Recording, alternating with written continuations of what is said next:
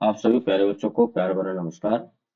RPSC first grade general science के अंतर्गत हमारा टॉपिक चल रहा था ऊतक, जिसका सेकंड क्लास आज रहेगी। तो आज के क्वेश्चन जो रहेंगे वो इस प्रकार हैं। पहला क्वेश्चन है, निम्नलिखित पर विचार कीजिए। आपको इनमें से विचार करना है और विचार के लिए क्या दे रखा है आपको, एक तो जाइलम, एक कॉलेनकाइमा, एपिडर्मिस, पेरेनकाइमा और स्क्लेरेनकाइमा। ये दरअसल सभी जो आपको दे रखे हैं वो टिश्यू दे रखे हैं ऊतक। अब इनमें से आपको पादपों के सरल स्थायी ऊतक का ऑर्डर देखना है कि इन सभी में पादप के जो सरल स्थायी ऊतक है वो कौन कौन से हैं और इनमें से कौन से पादप के सरल स्थायी ऊतक नहीं है। तो यहाँ जब हम ऊतक की बात करते हैं पादपों के अंतर्गत, तो दो प्रकार के ऊतक आते हैं। एक जो ऊतक होते हैं वो आपके जटिल स्थायी ऊतक होते हैं। कौन से? जटिल स्थायी ऊतक। और पादपों के जो जटिल स्थायी ऊतक होते हैं इसके अंतर्गत दो आते हैं। एक तो आता है आपका जाइलम और दूसरा आता है आपका फ्लोएम। इनके अतिरिक्त जो भी ऊतक है वो सभी आपके किसके अंतर्गत आते हैं? सरल स्थायी ऊतक के अंतर्गत आते हैं। तो यहाँ देखो आपको जाइलम तो दे रखा है, तो जाइलम दे रखा है, इसका मतलब जाइलम आपका सरल स्थायी ऊतक नहीं है। ये कौन सा है? जटिल स्थायी ऊतक है। फ्लोएम होता तो फ्लोएम भी कैसा होता? जटिल स्थायी ऊतक। अब इसके अतिरिक्त क्या बचा आपके पास? क्लोरेनकाइमा, एपिडर्मिस, पेरेनकाइमा और स्क्लेरेनकाइमा। ये चारों जो आपके पास शेष ऊतक जो बचे हैं ये सभी पादपों के सरल स्थायी ऊतक के अंतर्गत आते हैं। तो यहाँ आपसे पूछा है कि उपरोक्त में से कौन से पादपों के सरल स्थायी ऊतक है। इसका मतलब ऑप्शन नंबर एक को छोड़ दिया जाए तो दो, तीन, चार और पांच, ये सभी आपके पादपों के सरल स्थायी ऊतक के अंतर्गत आएंगे। तो इस आधार पर आपका सही आंसर जो हो जाएगा वो ऑप्शन नंबर सी, दो, तीन, चार और पांच। तो इस प्रश्न का आंसर क्या रह जाएगा? Option number C. इसका मतलब कॉलेरेनकाइमा, एपिडर्मिस, पेरेनकाइमा और स्क्लेरेनकाइमा, ये चारों जो ऊतक है ये आपके पादप के सरल स्थायी ऊतक होते हैं और जटिल स्थायी ऊतक में आते हैं आपके जाइलम और फ्लोएम। ठीक है, क्लियर है ये क्वेश्चन? चलिएगा अगले क्वेश्चन की ओर चलते हैं। और अगला क्वेश्चन है आपका क्वेश्चन नंबर 7 कि पेरेनकाइमा, जो अभी अपन ने पादपों के सरल स्थायी ऊतक देखे थे, कॉलेनकाइमा, पेरेनकाइमा, स्क्लेरेनकाइमा, एपिडर्मिस, तो उनमें से आपको एक सरल स्थायी ऊतक दे दिया है यहाँ पर, पेरेनकाइमा के संदर्भ में निम्न कथन पर आपको विचार करना है। अब कथन में क्या दे रखा है? तो कथन में आपको दे रखा है कि पेरेनकाइमा जो है, पेरेनकाइमा ऊतक जो है वो भोजन के भंडार का कार्य करता है। क्या ये कथन सही है या गलत है, ये पहचानना है हमको। दूसरा आपको क्लोरेनकाइमा ऊतक दे रखा है और क्लोरेनकाइमा ऊतक का कार्य बता रखा है कि यह पौधे को तैरने के लिए जो उत्प्लावन बल होता है वो प्रदान करता है। और तीसरा आपको ऊतक दे दिया एरेनकाइमा ऊतक, ये प्रकाश संश्लेषण के लिए उत्तरदायी ऊतक है। अब उपरोक्त में से कौन से कथन सही नहीं है? यहाँ आपको ये देख लेना सही पूछ रहा है या गलत पूछ रहा है। तो ये तीन कथन में से कौन से कथन सही नहीं है ये हमको बताना है। तो इसके लिए आपको सबसे पहले इन ऊतकों को जानना पड़ेगा। तो ये पेरेनकाइमा, क्लोरेनकाइमा और एरेनकाइमा, ये तीनों ही ऊतक सरल स्थायी ऊतक है। पहली बात तो ये याद रखना है, क्योंकि जाइलम और फ्लोएम के अलावा जो भी ऊतक है वो सारे के सारे सरल स्थायी ऊतक है। तो पेरेनकाइमा की अगर हम बात करें तो पेरेनकाइमा जो ऊतक है, ये ऊतक जो होता है वो कोशिका में परतों के रूप में होता है। और ये पौधे की जो तना और जड़ है, पौधे के जड़ और तने, इनके लिए पोषण और पोषण के लिए जो आवश्यक चीजें होती है, जैसे पोषण के लिए आवश्यक पदार्थ है, जल है और भोजन है। इन सभी का संग्रहण का कार्य किसका होता है? पेरेनकाइमा का होता है। तो यहाँ आपको देखो, पेरेनकाइमा ऊतक भोजन का भंडारण करते हैं, तो ये बात सही है कि भोजन का भंडारण, जल का संग्रहण, पदार्थों का संग्रहण, ये सभी कार्य किसके हैं? पेरेनकाइमा के हैं। तो इस आधार पर पहला ऑप्शन आपका सही हो गया। तो पहला कथन तो सही है। अब दूसरे कथन की बात करते हैं। तो दूसरे कथन में क्या दे रखा है आपको? कौन सा ऊतक दे रखा है? तो दूसरे में आपको दे रखा है क्लोरेन काइमा। दूसरे में कौन सा ऊतक दे रखा है? क्लोरेन काइमा। अब ये जो क्लोरेन काइमा है, ये क्लोरेन काइमा, जिसे हरित ऊतक भी कहते हैं, क्या बोलते हैं इसको? हरित ऊतक। हरित ऊतक भी कहते हैं। और इसका काम है, क्योंकि क्लोरोफिल पाया जाता है इसमें, और क्लोरोफिल जो वर्णक है, जो पौधों के लिए हरे रंग के लिए उत्तरदायी होता है, इसलिए इसको हरित ऊतक भी कहते हैं। और ये प्रकाश संश्लेषण का कार्य करता है। किसका काम है? क्या काम है इसका? प्रकाश संश्लेषण का कार्य। तो यहाँ पर क्लोरीन काइमा पौधे को तैरने के लिए उत्प्लावन बल प्रदान करता है। तो ये तो नहीं करता, ये तो क्या करता है? क्लोरोफिल इसमें पाया जाता है, और क्लोरोफिल पाए जाने के कारण ये प्रकाश संश्लेषण का कार्य करता है। इस आधार पर ऑप्शन नंबर 2 क्या हो गया? गलत, क्योंकि यहाँ पर क्या होना चाहिए? प्रकाश संश्लेषण होना चाहिए। और तीसरा जो ऊतक है आपका एरेन काइमा, और एरेन काइमा जो है, इसमें क्या होता है? पौधे के जो भाग होते हैं उसमें गुहिकाएं होती है, गुहिकाएं इस तरीके से। और इन गुहिकाओं में क्या होता है? वायु होता है। इन गुहिकाओं में क्या होती है? हवा भरी होती है। और ये पौधे को तैरने में सहायता करती है। तैरने में क्या करता है? सहायता करता है। और तैरने वाले बल को ही क्या बोलते हैं? उत्प्लावन। उत्प्लावन। तो उत्प्लावन, पौधे को तैरने के लिए उत्प्लावन बल जो प्रदान करता है, वो किसका कार्य है? एरेनकाइमा का। जबकि यहाँ क्या एरेनकाइमा का कार्य क्या दे रखा है? प्रकाश संश्लेषण। मतलब ये उत्प्लावन बल तो किसका कार्य है? एरेनकाइमा का। और प्रकाश संश्लेषण किसका कार्य है? क्लोरेनकाइमा का, जो कि उल्टा कर रखा है। तो इसका मतलब दूसरा और तीसरा कथन यहाँ पर गलत है। और आपसे पूछा है कि इनमें से कौन से कथन सही नहीं है। तो कथन कौन से सही नहीं है? 2 और 3, क्योंकि पहला कथन तो सही है, पेरेनकाइमा ऊतक का कार्य है भोजन का भंडार करना। पेरेनकाइमा ऊतक का कार्य है भोजन का भंडार करना, जल का संग्रहण करना, पदार्थ का संग्रहण करना। लेकिन क्लोरेनकाइमा का कार्य है प्रकाश संश्लेषण का, और एरेनकाइमा का कार्य है उत्प्लावन का, जो कि उल्टा कर रखा है। तो इस आधार पर सही कथन कौन से नहीं हुए? दूसरे और तीसरे। और तो दूसरा तीसरा कौन से में दे रखा है? ऑप्शन नंबर सी में। तो इस प्रश्न का आंसर हो जाएगा ऑप्शन नंबर सी।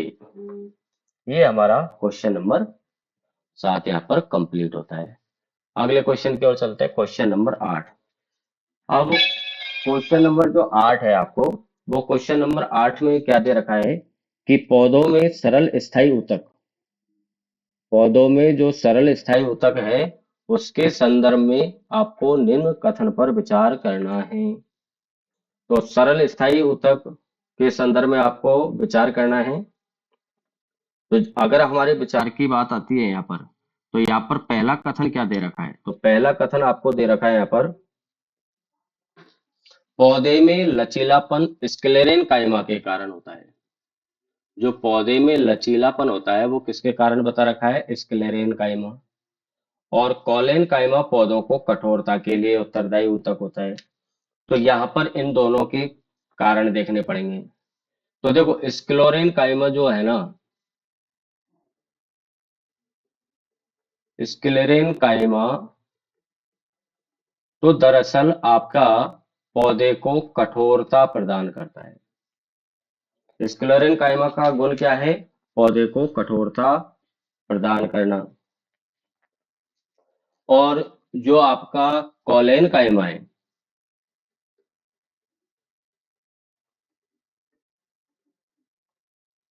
वो तने को लचीलापन प्रदान करता है, लचीलापन। तो यहाँ देखो, लचीलापन तो किसका कारण है, कॉलेनकाइमा का, और कठोरता किसका कारण है, स्क्लेनकाइमा का। तो उल्टा कर दिया, इसका मतलब यहाँ पर दोनों ही कथन गलत है, दोनों ही कथन क्या है, गलत है। तो उपरोक्त कथनों में से कौन सा सही है, तो केवल एक सही है, ये तो गलत। केवल दूसरा सही है, ये भी बात गलत। एक और दो दोनों सही है, ये भी गलत, क्योंकि एक और दो दोनों ही गलत है। तो यहाँ पर आंसर जाएगा ऑप्शन नंबर डी। आंसर में क्या रहेगा, ऑप्शन नंबर डी, कि ना तो एक सही है और ना ही दूसरा सही है। क्यों, क्योंकि स्क्लोरेन काइमा का कार्य होता है कठोरता प्रदान करना पौधे को, और कॉलेन काइमा का कार्य होता है लचीलापन प्रदान करना। तो ये एक महत्वपूर्ण प्रश्न है जो आपसे पूछा। तो ऊतकों में इन सरल और जटिल स्थायी ऊतकों के कार्य से संबंधित क्वेश्चंस आपके इस एग्जाम के अंतर्गत पूछ लिए जाते हैं। तो ये 8वें नंबर का क्वेश्चन हमारा कंप्लीट होता है। और क्वेश्चन नंबर 9, क्वेश्चन नंबर 9 में क्या दे रखा है कि स्टोमेटा के संदर्भ में निम्नलिखित कथनों पर विचार कीजिए। अब ये जो स्टोमेटा होते हैं, दरअसल स्टोमेटा को रंध्र बोलते हैं। तो क्या ये रक्षी कोशिकाओं से घिरे होते हैं, पहले कथन दे रखा है कि स्टोमेटा जो होता है वो रक्षी कोशिकाओं से घिरा होता है, और दूसरा, ये वायुमंडल से गैसों का आदान प्रदान करते हैं परंतु वाष्पोत्सर्जन की क्रिया में भाग नहीं लेते। तो आपको पता हो तो स्टोमे वाष्पोत्सर्जन की क्रिया में तो भाग लेते हैं, तो इसका मतलब दूसरा कथन तो आपका गलत है। यहाँ पर उपरोक्त कथनों में से कौन सा कथन सही है, ये आपको बताना है। तो देखो, स्टोमेटा जो होते हैं पौधे की,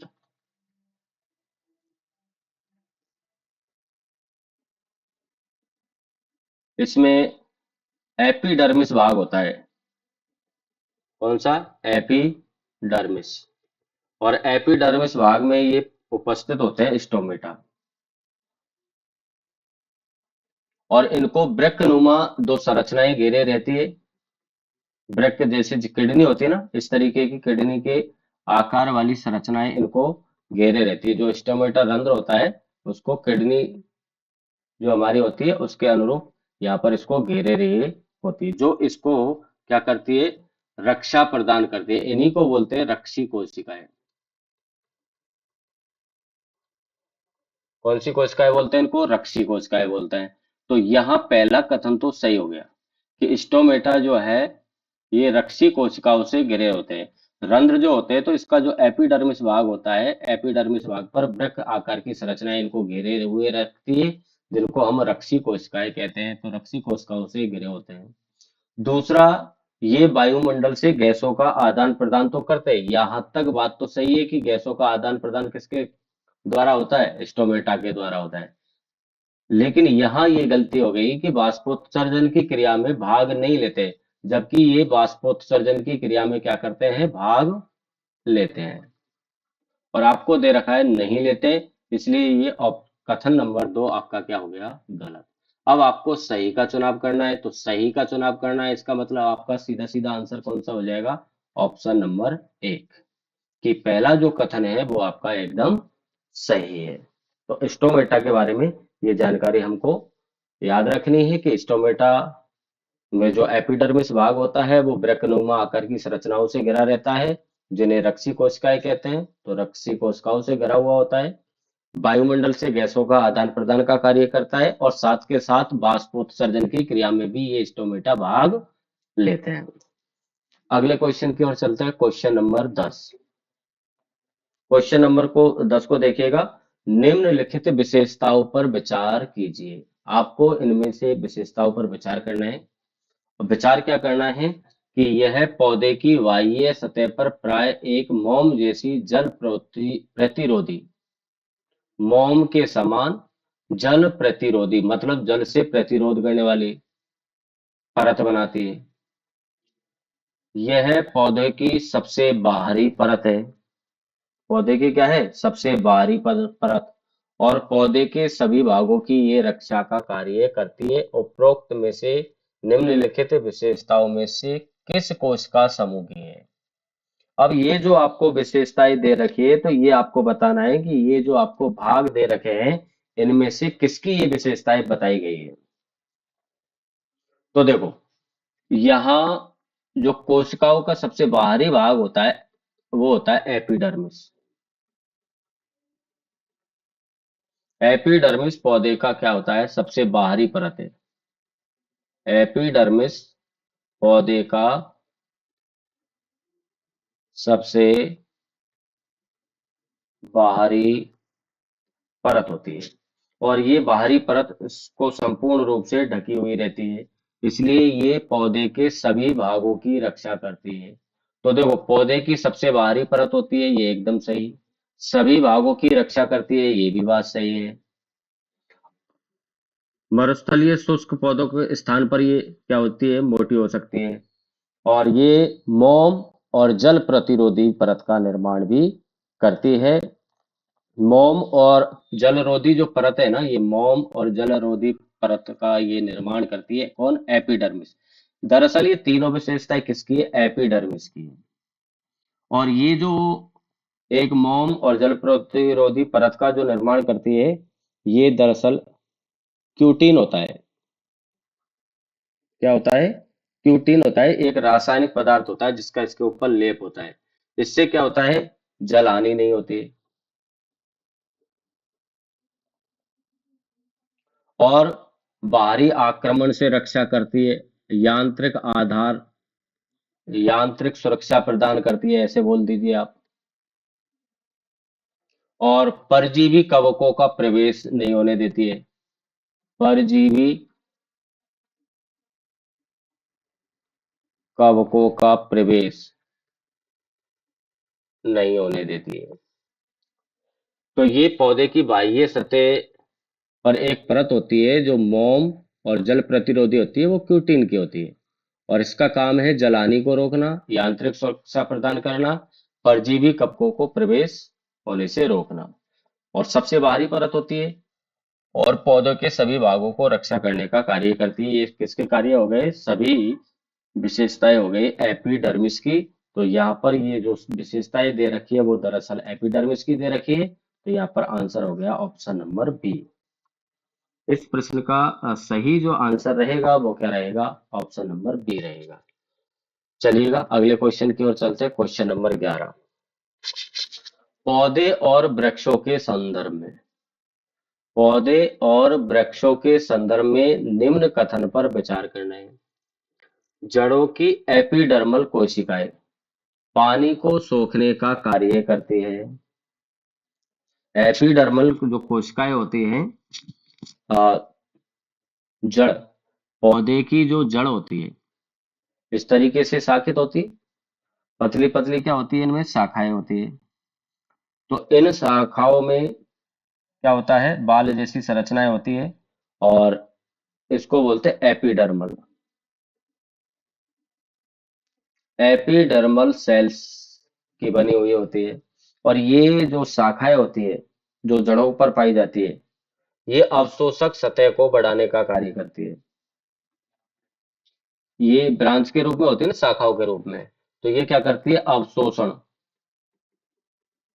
किसी पदार्थ को अवशोषित करना, तो अवशोषण सतह का विस्तार करती है। और अवशोषण सतह का विस्तार करेगी, तो ये मृदा में से किसको एब्जॉर्ब कर लेगी, जल को, जल को सोखने का कार्य इसका हो गया। तो जड़ों की एपिडर्मल कोशिकाएं पानी को सोखने का कार्य करती है, ये कथन एकदम सही है। दूसरे कथन की बात करें कि वृक्षों की छाल हवा एवं पानी के लिए अभेद्य होती है। जो वृक्ष होते हैं, और वृक्ष के ऊपर जो छाल होती है, तो ये जो छाल होती है वृक्ष की, जैसे जैसे आयु बढ़ती जाती है, वैसे वैसे ये विभुज तक ऊतकों का स्थान ले लेती है, और एपिडर्मिस का निर्माण करती है। इसका एपिडर्मिस, और इसका काम जो है, छाल जो मृत हवा और पानी को लिए ये क्या करती है, अभेद। इस पे ना तो हवा का भार हो सकता है, और ना ही पानी का। बारिश में पानी जो गिर रहा है उसके लिए भी अवैध होती है, और हवा चलती है उसके लिए भी अवैध होती है, और ये एपिडर्मिस में कन्वर्ट हो जाती है छाल, और ये कठोर होती है। कठोर होती है, इसके साथ साथ मृत भी होती है। कठोर के साथ साथ कैसी होती है ये? मृत भी होती है। और एक चीज और याद रखना कि जो इसकी ये छाल होती है पौधे की, ये कठोर तो होती है, एपिडर्मिस भाग होता है, और मृत होती है, मृत कोशिकाओं की होती है। इसके अलावा इसमें एक रसायन पाया जाता है, इसको जरूर आप याद रख लेना। एक रसायन भी होता है, और वो रसायन का नाम है सुबेरिन। सुबेरिन, इस पॉइंट को नोट कर लेना आप लोग। जो वृक्षों की छाल जो होती है, जो एपिडर्मिस भाग है, जो मृत भाग भी होता है, और मृत कोशिका इसके अंतर्गत होती है, तो इसमें एक रसायन होता है, और वो रसायन का नाम है सुबेरिन। क्या नाम है? सुबेरिन। और ये ही इसके लिए, हवा और पानी के लिए इसको क्या बना देता है? अवैध। तो ये दूसरा कथन भी यहाँ पर सही है। देखो, पौधे और वृक्षों के संदर्भ में कथन पर की बात करी, तो जड़ों में एपिडर्मल कोशिकाएं होती है, और ये एपिडर्मल कोशिकाएं जो होती है वो अवशोषण एरिया को बढ़ा देती है, जो पानी को सोखने का कार्य कर देती है। और वृक्षों की छाल जो होती है उस पर एपिडर्मिस कोशिकाएं होती है, जो मृत कोशिकाओं के रूप में होती है और कठोर होती है, और इन्हीं में एक रसायन होता है सुबेरिन, जो हवा और पानी के लिए इसको क्या कर देता है? अवैध बना देता है। तो कौन सा कथन सही है? तो यहाँ पर दोनों कथन सही है, तो इस आधार पर राइट आंसर हो जाएगा ऑप्शन नंबर सी। इस प्रश्न का सही आंसर क्या होगा? Option number C. तो 11वें प्रश्न में सही आंसर होगा ऑप्शन नंबर सी। अगला क्वेश्चन, अगला क्वेश्चन है जाइलम और फ्लोएम। ये, इसको थोड़ा सा शुद्ध कर लेना, ये दरअसल जाइलम है। अब आप बताइए, अभी अपन ने चर्चा करी थी कि एक तो जाइलम ऊतक और दूसरा फ्लोएम ऊतक, ये पादपों के कौन से ऊतक होते हैं? जटिल स्थायी ऊतक होते हैं। कौन से ऊतक होते हैं? जटिल स्थायी। तो इनके ही कथन पर आपको विचार करना है। तो जाइलम जो है वो पानी एवं खनिज लवणों का संवहन करता है। जाइलम क्या करता है? पानी और खनिज लवणों का क्या करता है? संवहन करता है, पहला कथन। दूसरा, फ्लोएम पत्तियों में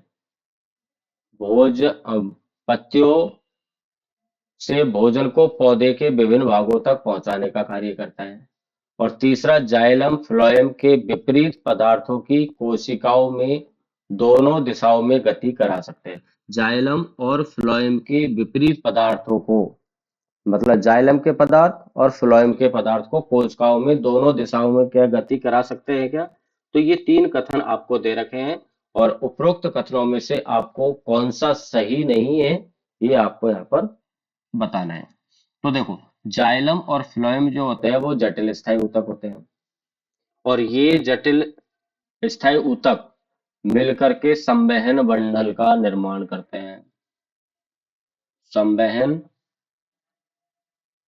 बंडल का निर्माण करते हैं। अब इसमें से जो ये जाइलम होता है,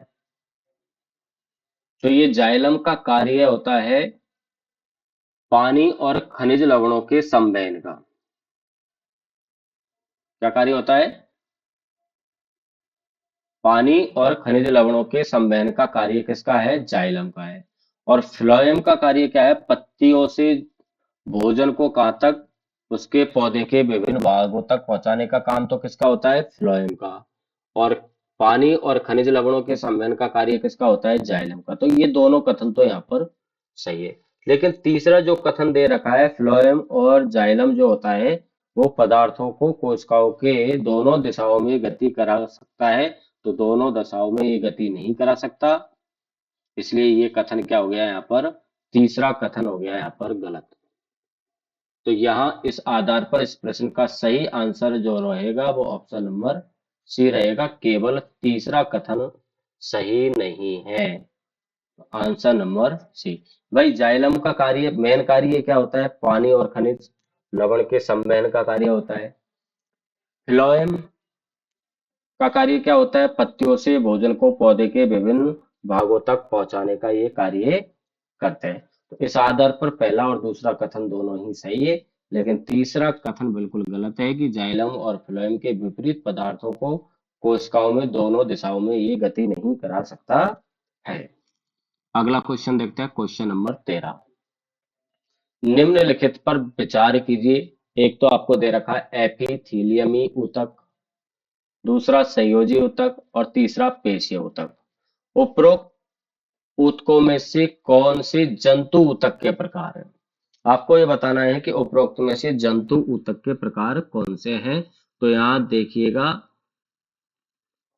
अभी जो हमने पेरेनकाइमा, कोरेनकाइमा, जाइलम, फ्लोएम, है ना, ये सारे तो पादप ऊतक पढ़े थे। और यहाँ पर संयोजी ऊतक, पेशीय ऊतक और एपिथीलियम, ये तीनों ही ऊतक जंतु ऊतक होते हैं।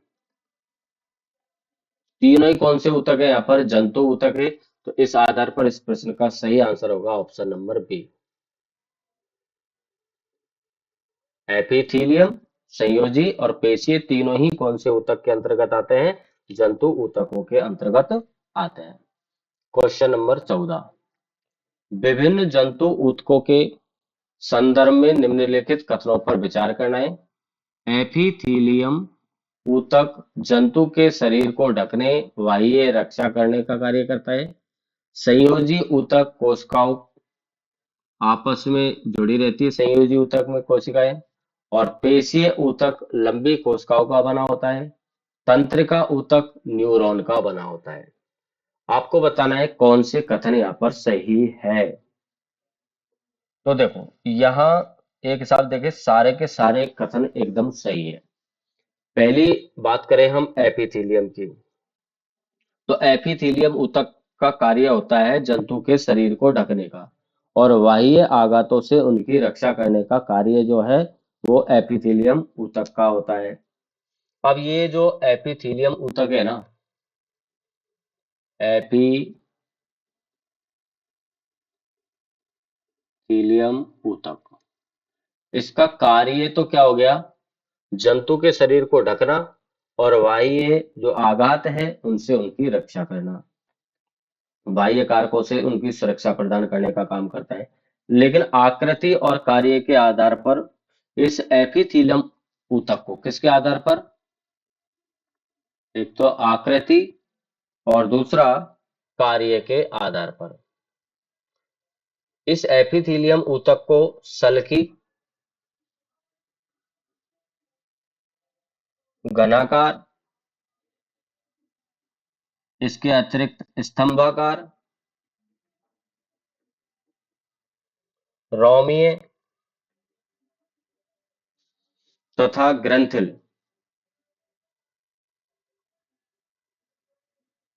ग्रंथिल इन भागों में विभक्त किया गया। किसके आधार पर? आकृति और कार्य के आधार पर। सल्की, सल्क के रूप में इस तरीके से, घनाकार रूप में, आकृति स्तंभाकार, स्तंभ के रूप में, रोमों के रूप में और ग्रंथियों के रूप में। तो सल्की, घनाकार, स्तंभाकार, रोमीय और ग्रंथिल ये एपिथेलियम ऊतक के प्रकार है, जो किसके आधार पर है? आकृति और कार्य के आधार पर। और इनका कार्य क्या है? जंतु के शरीर को ढकने का और बाह्य रक्षा करने का कार्य कौन करता है? जंतु ऊतक, एपिथेलियम। दूसरा संयोजी जो ऊतक है, ये संयोजी ऊतक में कोशिकाएं आपस में जुड़ी हुई होती है। किसके रूप में? आपस में जुड़ी हुई रहती है और इसमें स्नायु, रक्त वगैरह जी जो है वो संयोजी ऊतक के भाग होते हैं। पेशीय ऊतक, तो पेशीय ऊतक लंबी कोशिकाओं का बना हुआ एक ऊतक होता है जो पेशीय गति प्रदान करता है। पेशियों में गति का कार्य किसका है? पेशीय ऊतक का है। और तंत्र का ऊतक, तो तंत्र का ऊतक न्यूरॉन का बना होता है। तो इस आधार पर इस प्रश्न का सही आंसर हो जाएगा, चारों ही कथन सही है, इसलिए ऑप्शन नंबर डी इस प्रश्न का सही आंसर हो जाएगा। ठीक है।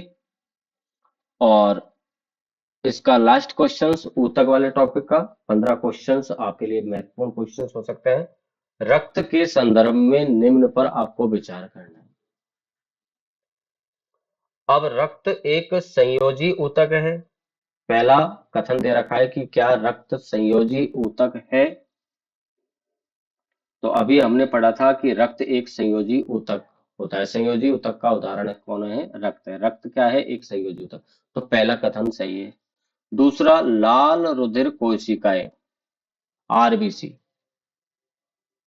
श्वेत रक्त कोशिकाएं और प्लेट्स को संयुक्त रूप से प्लाज्मा कहा जाता है। तो देखो, रक्त में के तरल आधात्री भाग जो होता है वो प्लाज्मा कहलाता है। रक्त का तरल आधात्री भाग, इसको क्या बोलते हैं? प्लाज्मा बोलते हैं। तो इसमें आरबीसी, डब्ल्यूबीसी श्वेत रुधिर कणिकाएं और प्लेट्स पाए जाते हैं।